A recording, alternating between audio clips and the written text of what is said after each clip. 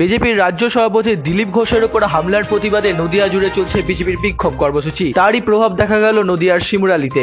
এদিন বিকেল 4টে থেকে এলাকার বিজেপি কর্মী সমর্থকেরা একত্রিত হয়ে নদিয়া তথা রাজ্যের অন্যতম গুরুত্বপূর্ণ ও প্রধান শিমুরালী মোড় সংলগ্ন 34 নম্বর জাতীয় সড়ক অবরোধ করে রাখে প্রায় 1.5 ঘন্টা ধরে। দীর্ঘক্ষণ অবরোধের জেরে জাতীয় সড়কে গাড়ির দীর্ঘ জ্যাম লেগে যায়। পরে ধীরে ধীরে অবস্থা শিথিল হয়। বিজেপির নেতারা আজ এই ঘটনার তীব্র নিন্দা জানিয়ে আগামী দিনে আরো বৃহত্তর আন্দোলনের কথা জানিয়েছেন বলে জানা যাচ্ছে।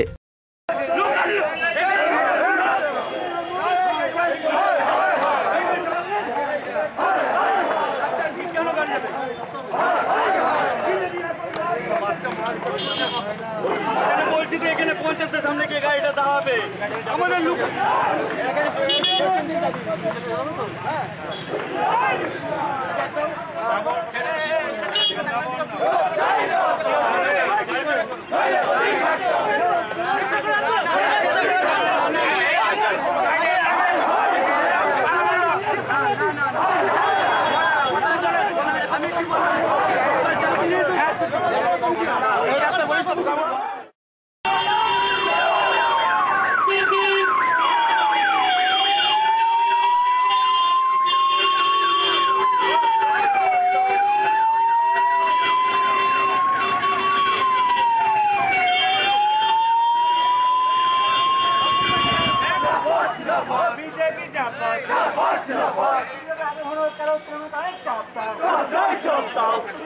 কালো হাত ভেঙে তাও করে দাও,